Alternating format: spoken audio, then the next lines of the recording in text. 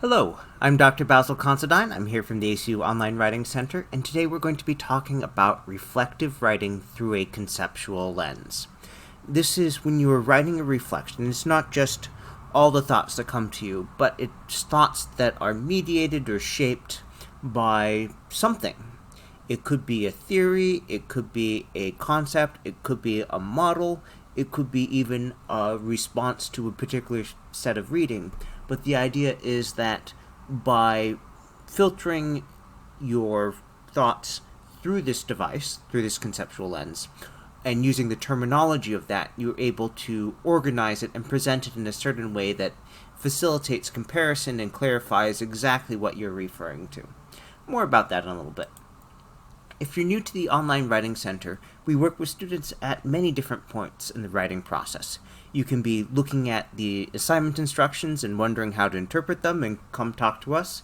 You can have a partial or complete draft, or even you've received a grade on a paper and you're looking at ways to do better. You can bring that to the Writing Center and we're happy to help. There's no charge for any of our services. Students can make up to 2 one-hour appointments per week, availability permitting. And we are happy to work with you through both asynchronous appointments, meaning ones where you sign up for time, give us a copy of your paper and any special request for feedback before that time is passed, and then we will send you feedback via email. That's an asynchronous appointment. A real-time appointment, there are 2 options, phone or Zoom. And that's really a question of preference. Some people prefer to look at the screen, and so Zoom sharing is great. Perhaps you have a bunch of questions about things that you want to ask, but you don't want to be looking at a screen or are unable to because of, say, you're at work and there's a VPN or something like that. So it's totally by your choice and our availability. So some students will bounce back and forth depending on the project or where they are at that point in the day or in the week, and that's fine. We have recordings of webinars such as this, course paper templates to help with some of the formatting, sample papers, and many other things on the Online Writing Center website. The basic process to schedule an appointment, you can go to my.acu.edu and under the resources links, select Online Writing Center and just follow the instructions. It'll take you to our scheduling system, WC Online. You sign up for time, and by the time that slot rolls around, you want to make sure you've uploaded a draft of your paper. If you're running a tab late, just send us an email so we know. It is important to not miss your appointment. You can have up to 2 missed appointments per term, but after that you'll have to talk with us because we do want these appointments to be available. And so if you sign up for time and you're all set, or you haven't had time to write anything, that's fine. Just cancel the appointment at least 30 minutes in advance, and that gives someone else a chance to sign up. If you have not as much as you like, say you were planning on submitting a whole draft and you only have a page, that's fine. You can submit the page and we're happy to look at it and give you feedback. The idea is if that deadline helps you get something and the feedback helps you move forward, that's fine. Alright, you'll see me referring to the AP course paper template later. You can watch recordings of our webinars on the go through our YouTube channel, and we do have a blog where we explore various writing related. Today we have 4 primary learning objectives. The first is to understand common reflection strategies. The second is to understand the expectations for a specific assignment that requires that you reflect through the lens of, in this case, a particular test or inventory. Third, to understand how to cite your results of a test or other sort of online measure or survey that you've taken. And finally, to understand how to progress from this to outlining and drafting your assignment. So let's dive in here. First, why write a reflection? And this is something that is always good to consider. What is the intended outcome? What are you supposed to be getting out of an assignment? And thus, where should you be focusing your thoughts and your writing? And it might be helpful to conceive a cycle here. In this case, this is the experiential learning cycle proposed by Kolb in a very classic piece of literature, that we move back and forth in this cycle between concrete experience, which can lead to our reflecting on the experience, or it can lead to our experimenting to find out how things might be different. And reflection in turn can lead back to new concrete experiences or to abstract conceptualization. And active experimentation can also lead back to concrete experiences or to abstracting, where we get ideas from our experimentation and think about it more separated from the concrete things around us. Now, one of the most common tasks for reflection is to show what you've learned from an experience, or that you have learned, that you've been changed by what it is. And talking about what you thought or how you felt before and after something is a great way to do that. Another thing that a reflection allows you to do is to relate your experiences to the literature, to the readings you may have been assigned, and to recommendations for practice, or perhaps certain virtues or skills that you are trying to learn. It also allows you to reimagine the findings and experiences and to orient those towards the future. What is it you want to do? How will this help you do that? Is there something that you are trying to change or build or grow in order to achieve your own personal and professional goals? Now, another way to understand it is through what this quote describes as reflection allowing students to make sense of material or experience in relation to oneself, others, and the conditions that shaped the material or experience, and to reimagine that material or experience for future personal or social benefit. That last one, the social benefit, is an important thing with this specific measure and this particular program.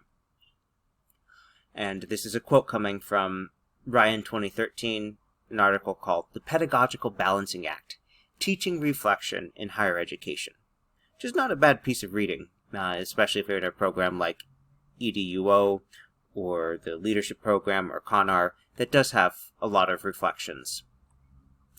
Now, some strategies that you might be using in this reflection, and in this case I bolded ones that are of particular interest for the assignment we're discussing. One strategy is to describe the event or artifact that's being reflected on. Another is to contextualize this event or artifact being reflected on with relevant literature. To contextualize this with course objectives, what are you being asked to learn, or what is the course designed to build in you?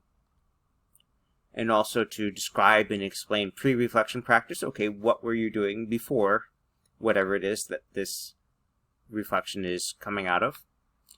And to also describe and contrast things with the post-reflection practice. So now that you've reflected, what will you do differently? Does this help you understand something? Will it change something that you are doing? And the answers are, of course, what you choose, because the reflection is your thoughts.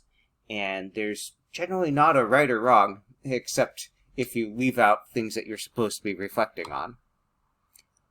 So now let's take a look at the sample assignment today. So this is coming from EDUO 677, the first week's activity, the PAEI assignment. So this is coming out of the Adult Development and Learning Through Technology course. And so it is a very timely thing at the start of the course to take an assessment that asks, how do you feel about different ways of helping people learn? And again, this is not something that has a right or wrong answer unless you fail to complete the inventory, but something that is a way of assessing your current thoughts and tabulating them and then deciding, okay, well, based on that, do I feel great about this? Do I want to change something? Do I want to adjust the balance? How do I stand compared to other people who have taken this? And the actual assignment instructions are fairly brief. In this activity, you will identify your own personal belief and how you view the value of adult education by using the Philosophy of Adult Education Inventory, PAEI, developed by Zinn, and write a short reflective essay over the results. And then we have a link to the inventory. And if we look at the rubric, we see that the target length here is just 1 to 2 pages. And the grading distribution here is basically saying, have you done the things asked for in the instructions? Is it written well, where you have strong grammar, spelling, punctuation, and organization. Does it make sense how this is organized? Is it formatted in APA style and following normal grammatical and punctuation conventions? And if there are any sources that you have cited, are they cited properly and listed in your references page? Alright, so we have, and this is slightly differently formatted than it is on the course website. I've broken it up into different tasks, each bulleted. So identify your own personal belief, identify how you view the value of adult education through the lens of the PAEI, and then a short reflective essay about your results from taking the Philosophy of Adult Education inventory. Now, let's now talk about how to cite your results. And this is a good one to complete the inventory first. So if you're watching this on video right now and you haven't completed this, I'd recommend going to that website and taking out the inventory. It just takes a few minutes to do. But then you have your report to look at, you have the results, and you can see how your results rank compared to other people. You will get a chart like the one that you see on the right hand here, as well as a numerical score breakdown. Now, because you will be referring to your test results, the question comes up, how will you identify this to your reader? Some of you, through prior classes, may have internalized, oh, I need to cite all my sources in APA style. And that is broadly true if it's a published source. Published in the sense of this is permanently retrievable by other people, or permanent so long as the website stays up, for example. So a journal article would be considered a retrievable source. But if you complete this inventory, the link will work for a little while, but after a few weeks it'll go away and no one else will be able to access that. And so we would not consider that published in the official sense that the APA style manual is concerned with. So in this case, although if it was something that was accessible for the whole world for years to come, if that was the case, we would then go ahead and cite it as a website, and you'd have parenthetical author date, citation, the author being the organization doing this, the date being 2022, as of our current writing, and have a references entry for that. Well, in this case, it's not permanent. You have a temporary link, and so that's going to go away. So according to APA style rules, you'll then refer to the results in the body of your text, but you won't have parenthetical citations for the results, and you won't have a reference entry for the results. So you'd end up with text like, oh, according to my PAEI results, I am strongly behaviorist, but score low in the humanistic category, for example. Now, when it comes to reporting your test results, you might decide that you're going to give the scores to someone. And so then you might use some wording like the following.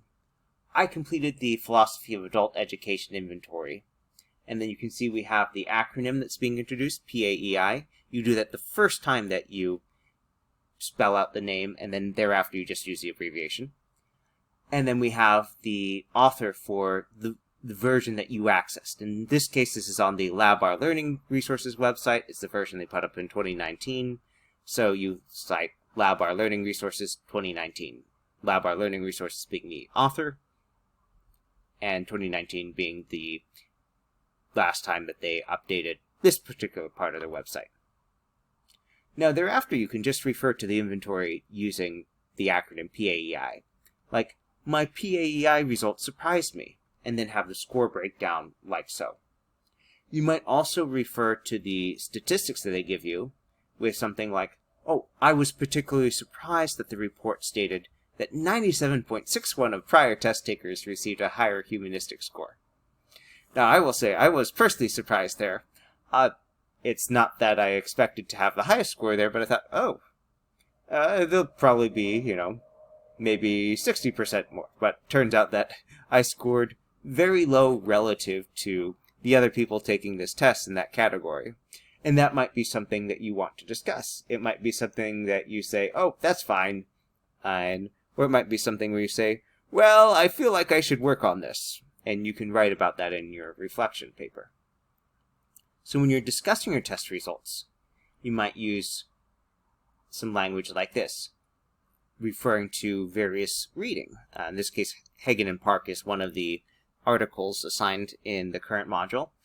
I believe that I can change my results over time in alignment with Hagen and Park's 2016 statement that neuroplasticity is whatever it is. Or, because adults often complete tasks as a result of an intrinsic motivation to learn, I plan to... So you can write about yourself using that personal pronoun I, while also making reference through the literature to show, oh, I am using this as a conceptual lens. Based on what they're saying, I am planning on doing this. I'm using that lens to examine myself, my competencies, my philosophy, etc. You might also have some thoughts about scores, especially if you are planning on building up something that you perceive as a weaker area right now. So you might have some verbiage like, although I scored low on whatever category, I do not personally believe that this is problematic because, and then you might cite your own experience, you might cite part of the literature, etc., etc. For example, here we have the radical adult education category here, and that is something where you might say, well, I'm not working in that. Or you might say, oh yes, this is actually something that I care about and want to be working on, and so you have a plan to improve your score over time. Now, once you have gone ahead and taken the test, and you've reflected on it, and start organizing your thoughts, the next stage is to start outlining and drafting. And a couple notes there. First, in APA style, if you're referring to a test, a survey, or an inventory, these sort of assessments, the names for these things are treated as proper nouns in APA style, so you'd want to capitalize them in title case. If you're referring to a theory, a model, a concept, however, those would be capitalized in sentence case, not title case. So some examples, you might have the Granger conflict resolution test. Note that that's all in title case. The first letter of every word is capitalized. The next one, Myers-Briggs Type Indicator Basics Assessment. So the actual name of it is Myers-Briggs Type Indicator Basics. Assessment is just, in this case, being used to clarify that that thing is an assessment because it's not necessarily the most clear from the name. Now, if you are referring to the inventory and citing the source for that more than once, as I mentioned earlier, the first time you spell out the whole name, and then you introduce the acronym in parentheses, and then thereafter you use the acronym in the body of the sentence, and then, standard author date for the citation that goes with it. Now, some resources that might be helpful for you, especially if you haven't written a reflection paper or haven't written one in a long time, I do recommend our Deep Reflection, Personal Histories, and Epistemic Humility webinar, which is about different ways of reflecting, and also our HCAD Personal and Professional Reflections webinar. Do keep in mind, though, that this paper is supposed to be just 1 to 2 pages in length, so make sure you've done exactly what you were asked first, and then see how you are space-wise. If you do everything and it's half a page, then you might want to watch one of these other resources for examples and of how you might expand your reflection or deepen your reflection. But if it is just you do everything and you have 2 whole pages, well, for this particular assignment, it's good. Read through it, proofread it, etc., but you want to stay within the parameters given, so don't go long, don't go short. 1 to 2 pages for this assignment. And do make sure to use our APA course paper template, because that does do a lot of the formatting for you, and especially if you haven't used APA style before, that will just help you get acquainted with the look, the feel. And if you write up your draft and you'd like some feedback, feel free to sign up for an appointment with the Writing Center. It's all free, no charge, and you can visit us up to 2 times per week. I do recommend that you make your appointments in advance. You can schedule an appointment up to 2 weeks in advance, and we do tend to fill up near the end of the semester, so just keep that in mind. If you're thinking, okay, week 6, I'd really like some feedback, come week 4, sign up for that week 6 appointment. So that way you have it on the calendar, you have that deadline to work towards, and also you don't find yourself unable to get an appointment at the last minute. Hope that's helpful. Feel free to drop us a line at onlinewritingcenter@acu.edu. And with that, have a good night.